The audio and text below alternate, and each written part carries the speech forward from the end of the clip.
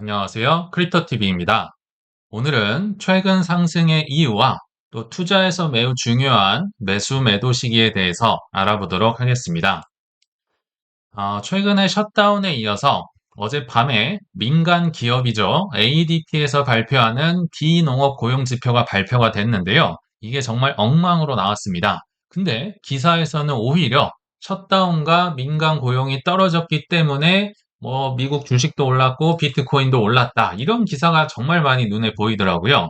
자, 어젯밤 나왔던 고용 지표가 5만 2천 명 정도는 그래도 증가하겠지라고 예상을 했는데 오히려 마이너스 3만 2천 명이 나오면서 근래 들어서 정말 보기 드문 마이너스 고용 숫자가 계속 나오고 있습니다. 근데 주가는 계속 올라가니까 사람들이 어떻게 해석을 하고 있다?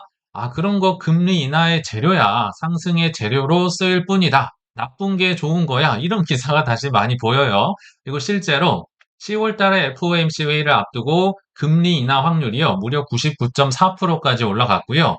그나마 있는 100%에서 요거 빼면 0.6% 남잖아요. 그것도 B컷 확률입니다. 그러니까 얘냐 아니면 B컷이냐 둘 중에 하나고요. 12월 달 금리 인하 확률까지 뭐 90%에 육박하는 뭐 어마어마한 상승세가 이것 때문이 아니냐라고 기사에선 얘기를 하더라고요.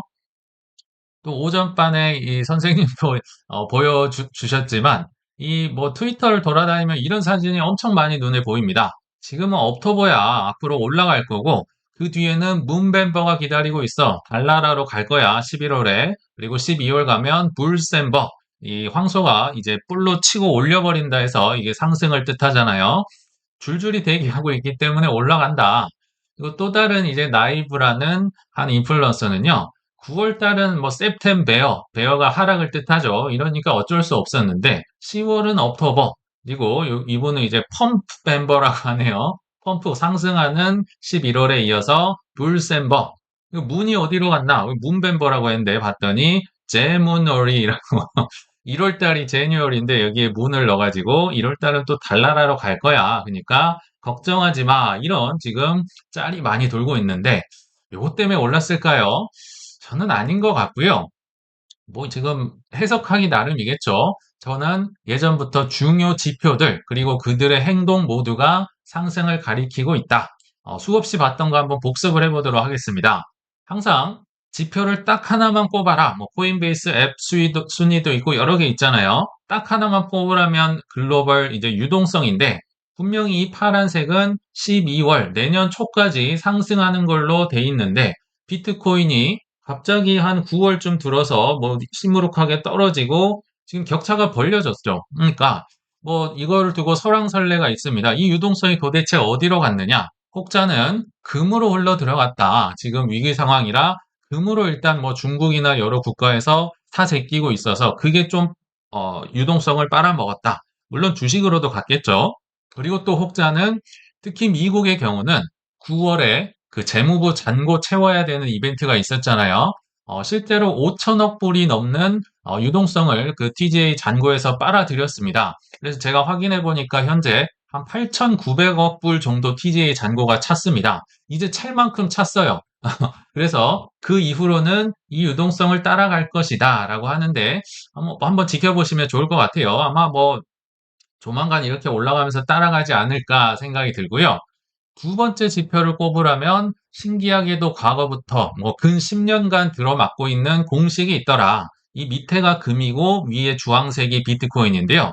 일단 금이 올라간다. 그러면 뭔가 뭐 아무튼 위기가 좀 터졌다는 거예요. 뭐 유동성을 풀든 금리 인하를 하든 각국의 중앙은행에서 조치를 하겠죠. 그러면 얼마 안 가서 바톤을 비트코인이 이어받는다. 16년, 17년에 일어났던 일입니다. 또 2020년도 팬데믹이 터졌었죠. 그러니까 뭐 각국 정부에서 뭐 부랴부랴 뭐 유동성 정책을 펼쳤는데 결국은 이 어려운 상황이 처하니까 사람들이 금을 찾게 되고 그 유동성의 혜택을 이제 뒤에 비트코인이 21년도에 누렸다. 최근까지도 금이 꽤나 많은 랠리를 이어가고 있어요. 과거에 비해서 정말 많이 올랐죠. 뭐 대표적인 게 관세 전쟁이 아닐까 생각이 드는데 이렇게 올라간 다음에는 뭐 일부 유동성을 많이 가져갔겠지만 결국에는 비트코인은 과거와 같은 패턴으로 가지 않을까. 자, 근데 반대로 생각을 하면 금은요, 해지 자산이죠. 위기 때 사람들이 가지고 싶어 하는 자산입니다. 아직까지는 비트코인보다는 금이 그래도 압도적으로 부자의 사랑을 많이 받을 거라 생각이 드는데, 그러면 앞으로는 오히려 유동성이 이제 제공이 된다면, 뭐 이런 상승, 정말 이렇게 수직으로 많이 올라오는 이 상승에 좀 꺾이지 않을까. 과거의 패턴이 이렇게 조금 이제 꺾이면서 횡보가 됐었죠. 그래서 이런 식으로 가니까 금은 오히려 조금은 팔아야 되는 게 아닌가. 조금 적극적인 투자자라면, 레버리지를 일으키고 싶다면, 이렇게 하는 것도 하나의 방법이 될 수 있겠다. 네, 참고로 저는 올해 뭐 3월쯤에 다 팔아서 금은 없습니다. 비트코인으로 다 바꿨었고요. 어, 뭐, 다른 분도 이런 분석을 하는 분들이 계시더라고요. 뭐, 암호화폐 리서치 업체, 뭐, CIO라고 하는데, 최근 2년간 금과 비트코인은 교대로 강세를 보여왔다. 뭐 2년간이 아니라, 여기 보시면 10년 동안 계속 이렇게 교대로 반복이 됐었죠. 그래서 금 랠리가 한계에 다다르면 비트코인이 그 바통을 이어받을 수도 있다. 라는 의견도 있다는 거 참고로 해주시면 좋을 것 같습니다. 그러니까 지표상으로도 오를 때가 됐고, 그들의 행동 이제 알아보도록 할 텐데요. 예전에 소개 드렸지만 정말 마지막으로 얼마 안 남은 반 크립토 군단의 거의 수장이라고 해야 될 것 같습니다. 간발의 차로 세계 2위 자산 운용사 마저 돌아섰다면 이거는 정말 명확한 행동 신호다라고 보시면 되겠죠. 세계 1위 자산 운용사 블랙락이 제가 어제 말씀드렸지만 23년도 1월 달부터 그때는 비트코인도 아니었어요. 그냥 토크나 시대가 오고 크립토가 대세가 될 것이다. 혁명적일 것이다. 이분이 가장 먼저 이제 개종을 했고요. 그 뒤로 누가 왔습니까? 트럼프 대통령이 이 뒤에 왔습니다. 물론 당선은 작년 말에 돼서 이제 친크립토 정책이 펼쳐지긴 했지만 뭐 이런 분들이 많이 로비를 하지 않았을까 생각이 듭니다. 그 다음에 누가 개종을 했나요?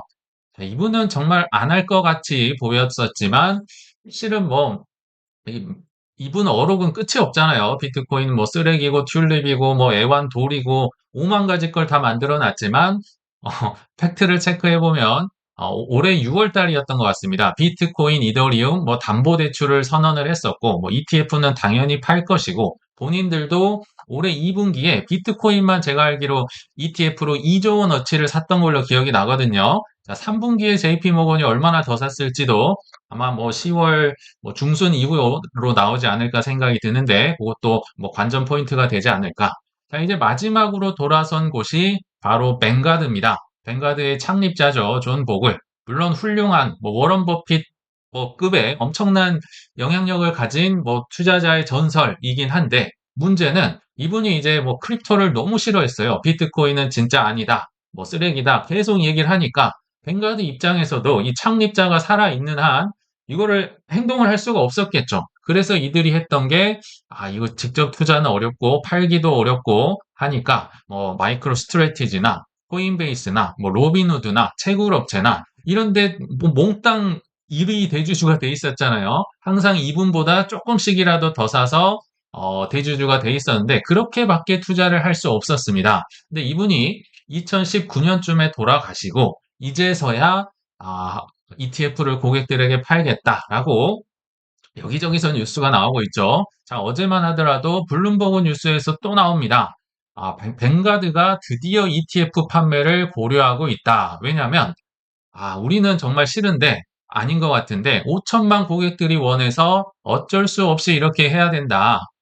요분이 떠오르네요. 이분들도 고객이 원해서 이거 담배 같은 것도 어쩔 수 없이 흡연 같은 건데 어쩔 수 없이 허용했다라고 하는데 뱅가드조차도 돌아섰다. 이 정도면 이제 뭐 정말 좋은 시그널이 아니었나 생각이 듭니다. 근데 하나 아쉬운 건요. 최근 분위기를 보면 사실 이 크립토가 더 올라야 되는데 코인보다는 미장, 심지어 국장, 뭐 AI 이런 쪽만 좀 뜨겁지 않나. 사실 특히 알트코인 시가총액 낮은 거 투자하신 분들은 조금 아쉬운 감이 있으실 것 같아요. 자, 근데 일단 뭐 미국 주식까지는 뭐 그런가 보다 할 수 있는데요. 오늘 오전에 국내의 경제 뉴스를 도배했던 정말 무시무시했던 뉴스가 하나 있었습니다. 아마들 다들 보셨을 텐데요. 이건 정말 무서운 신호입니다. 환희를 할 게 아니라, 이거 조금 등골이 싸해지면서, 공포감을 느끼셔야 되는 뉴스다. 코스피가 사상 최초로 3,500. 야, 그 박스피라고 10년 넘게 조롱받던 코스피가 3,500을 넘었고요. 삼성전자가 9만 전자를 돌파합니다. 그래도 4년 9개월은 좀 너무하긴 했네요. 그리고 하이닉스가 40만 닉스. 뭐 정말 난리가 났습니다. 그래서 뭐 9만 전자는 이제 10만, 11만을 갈 예정일 것 같고 아마 하이닉스는 지금 첫 신고가를 완전 경신을 했거든요. 뭐 여기 보시면 이유가 또 이렇게 써 있죠. 셧다운발 금리 인하, 뭐 민간 고용이 감소돼서 이건 아닌 것 같은데 아무튼 다들 이렇게 해석을 하고 있더라고요. 그리고 이 기사에 이제 나오는 인물이 있는데요. 사실 기사에서 뭐 사진이 나왔으니까 어쩔 수 없이 가져오긴 했는데 이것도 하나의 고점인지 저점인지를 확인할 수 있는 좋은 신호입니다. 무슨 얘기냐면요. 보통 이 코스피 화면에 얼굴이 나왔다. 심지어 웃고 있다. 이거는 정말 고점에 가까워지고 있다라는 신호로 보시면 되고요. 반대로 등이 나온다. 등이 이 떨어져 있는데 얼굴을 보여줄 필요가 없겠죠. 등이 나온다 하면 정말 저점에 가깝다. 이렇게 해석을 하시면 좋을 것 같아요. 그리고 미국에도 월가 이 아저씨 한 분 계시잖아요. 이분은 이제 뭐 등을 돌리거나 하진 않는데 이분의 표정을 보면 고점인지 저점인지 알 수 있다. 과거에 뭐 좀 즐거웠을 때였던 것 같아요. 그 트럼프가 관세 해방을 할 이후에 다시 뭐 화합을 하면서 화해를 하면서 뭐 이런 사진이 과거에 있었고요. 자, 코스피는 반대로 이렇게 등이 나온다. 뭐 거의 대부분 등만 나왔었겠죠. 별로 안 좋았으니까. 그럼 요러면 좀 저점 신호다. 참고로 해주시면 좋을 것 같습니다. 그래서 기사에 지금 얼굴이 웃음꽃이 만연한 분이 나왔었죠. 근데 사실 이건 뭐 농담 반 진담 반 얘기를 드린 거고 사실은 기다렸던 매도 뉴스, 그래도 어느 정도 예상을 했던 매도 뉴스, 매도 시그널, 매도 지표, 매도 이벤트가 나오면 그래도 분할 매도를 준비를 하셔야겠죠. 그래서 뭐 저희 채널 오래 보신 분들 아시겠지만 저의 가장 큰 해지 자산은 삼성전자였습니다. 물론 더 좋은 거를 뭐 더 많이 오르고 이런 걸 했었으면 좋을 텐데 저는 둔감할수록 좋다고 보고 정말 안 오르고 안 떨어졌잖아요. 그래서 해지 자산이라고 보기엔 생각보다 훌륭한 지금 웬만한 알트코인보다 수익률이 좋은 것 같아요. 아무튼 이 해지 자산의 분할 매도 시기가 저는 다가오고 있지 않을까 생각이 드는데요. 드디어 기다렸던 그 뉴스가 나온 것 같습니다. 지금 샘 알트만이 한국에 와서 뭐 여기저기 지금 방문을 하고 국내 수장들을 보고 있죠. 그러면서 삼성이나 SK 하이닉스에게 스타게이트에 투자를 하세요. 동맹이 되세요라고 제안을 했고 오픈 AI의 최대 100조 원, 이게 100조 개가 아니고요. 100조 원입니다. 여기에 가까운 HBM을 공급할 것을 제안을 합니다. 어마무시하게 지금 오픈 AI가 투자를 하겠다라고 발표를 해서 지금 난리가 났어요. 반도체 위주로 지금 폭발하고 있고, 사실 뭐 일주일도 전인 것 같은데, 한 5일쯤 전에 뉴욕에서도 블랙락의 회장이 한국을 아시아 AI의 허브로 만들겠다라고 했는데, 오늘 아침 보니까 뉴스 제목이 바뀌었습니다. 허브가 아니라 수도로 만들겠다. 뭐 격상을 한다. 굉장히 공포스러운 뉴스가 이제 스멀스멀 나오고 있는 것 같아요. 그래서 뭐 전략적 동맹을 하자. 그리고 양사, 여기 삼성과 하이닉스의 웨이퍼 월 90만 장을 이제 요청을 했다고 하는데요. 참고로 이게 웨이퍼가 그 반도체 얇은 판을 뜻하는데 전 세계적인 월 생산량이 150만 장이라고 합니다. 월 150만 장이 세계에서 다 나오는 숫자인데 월 90만 장을 요청했다는 건 정말 어마무시한 계약이 향후 뭐 5년 이상 이제 지속되지 않을까. 뭐 데이터 센터도 한국에 세운다고 하고 야, 이런 날이 올 줄을 쉽게 예상을 하긴 어려웠겠죠. 그래서 과거로 돌아가서 지금 매수를 그럼 언제 했어야 되느냐? 제가 당시로 한번 돌아가 보겠습니다. 24년 말쯤이었죠. 뭐 국장은 원금을 낸다, 조롱을 받을 때 한 5만 원대 즈음에 뭐 계속 분할 매수를 했던 것 같습니다. 5만 원 초반까지는 샀던 것 같고 참고로 제 기억이 한 49,900원까지 떨어졌던 기억이 나거든요. 남들이 네가 가라 하와이, 그 좋은 거 너 혼자 많이 사세요 할 때가 매수 적기다. 이거는 뭐 주식뿐만 아니라 코인이나 부동산이나 다 마찬가지죠. 근데 조롱받는다고 아무거나 성공을 하는 건 아니겠죠. 성공할 확률이 올라가는데 그때 선택을 잘해야 된다. 왜요? 없어지면 안 되잖아요. 아무리 조롱받아도 상장 폐지되고 이상한 거 사서 없어지면 안 된다. 일단은 안 사라져야 된다는 전제 조건이 붙습니다. 근데 삼성은요, 그래도 한국 일이잖아요. 코스피에 25%를 차지하고 있기 때문에 사라지진 않을 것이다. 그때 당시 제 생각을 한번 말씀드릴게요. 그리고 어차피 4년 주기로 세상에 있는 모든 자산은 오른다. 왜냐하면 미국 대선 때문에 반감 기발 상승 때문에 결국은 미국도 유동성을 풀려고 할 것이고 그때가 되면 심지어 지방에 있는 한국 부동산마저도 들썩들썩 하는데 삼성전자라고 별 수 있겠느냐? 근데 약간은 조금 이 4년 주기가 밀린 감이 지금 유동성 주기가 조금 밀린 감은 없잖아 있잖아요. 근데 얼추 지금 맞아 떨어지고 있고 안 사라질 것이고 또 계속 SK 하이닉스랑 비교가 되면서 오늘도 막 SK 하이닉스는 훨씬 더 많이 올라가더라고요. 제가 이거를 더 잘 파악을 해서 샀었으면 좋았을 텐데 저는 뭐 그럴 능력까지도 안 되고 이 SK를 그래도 따라갈 것이다. 여기는 이미 뭐 엔비디아랑 계약을 하고 축포를 터트리고 뭐 성과급을 더 주네 뭐 이렇게 얘기를 하고 있었잖아요. 어쨌든 따라갈 것이다. 뭐 바지끄댕이라도 잡고 그리고 더 중요한 건요. 삼성전자의 주가는 안 오릅니다. 안 오르고 별로 떨어지지도 않고 뭐 1% 오르고 뭐 2% 떨어지고 정말 뭐 큰일 나면 한 5% 움직이잖아요. 신경을 안 써서 되니까 얼마나 좋습니까? 해지 자산의 특징은요. 그냥 둔감해야 됩니다. 잊고 살아야 되는. 그러니까 왜냐하면 변동성이 크기 때문에 해지 자산, 현금으로는 해결이 안 되니까 해지 자산을 사놓는다. 이렇게 보시면 좋은데, 아무튼 제가 과거에 샀던 이제 매수 기준은 이렇고요. 그럼 매도는 어떨 때 해야 될까? 지금 이 제가 생각했던 모든 조건이 거의 다 갖춰지고 있습니다. 4년 주기 얼추 맞아 떨어지고 있다. 물론 조금 뒤로 밀리는 감은 없잖아 있지만 유동성 측면에서 볼 때요. 4년 주기 아무튼 거의 지금 4년 만에 다시 한번 전고점이 돌파가 나왔고요.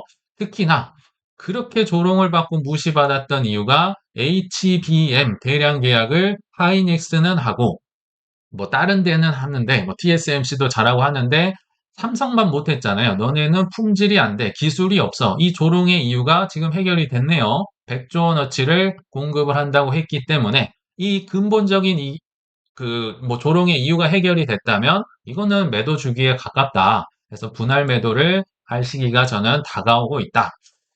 개인적으로 얘기 드리면 뭐 8만 5천 몇백 원에 그냥 한 3개 정도 팔았고요. 이제 앞으로 뭐 조금씩 매도를 양을 많이 늘려가야 될 거라 생각이 듭니다. 그래서 정리를 하자면 조롱에 안 없어질 것을 없어질 걸 모으면 안 되겠죠. 조롱에는 최소한 없어지진 않을 것. 물론 뭐 그렇다고 무조건 성공하진 않지만 조롱에 안 없어질 걸 사 모으다가 환희 뉴스에 분할 매도를 한다. 근데 정점 시기는 모르니까 뭐 10만 전자든 11만 전자 간다는 뉴스가 나올 때마다 계속 조금씩 저는 팔지 않을까. 뭐 그러다가 이제 어느 순간 다 팔리겠죠. 자, 근데 이건 코인 방송이니까 자, 코인으로 돌아와 보겠습니다. 코인은 언제가 매수 적기였으며 언제가 우리가 바라는 중점적인 매도 시기일까? 여기에 대해서 마지막으로 말씀을 드릴게요. 근데 지금은 비트코인이 킹왕짱이고 뭐 세계 최고의 자산이 됐고 미국이 뭐 비축을 한 해 만에 하고 있지만 비트코인조차도 어마무시한 변동성을 갖고 있었습니다.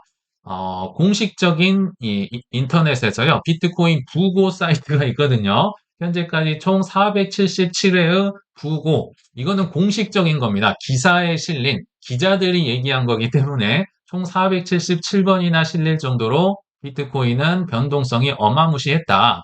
그래서 이 화면은요, 2018년도 6월 달에 CNBC에 나왔던 우리는 오늘 장례식을 치르고 있습니다. 라고 하면서 앵커가 뭐 18년 6월쯤에 나와서 우리는 비트코인을 사야 될까요? 아니요. 그러면 큰일 납니다. 라고 하면서 계속 장례식 화면을 보여주더라고요.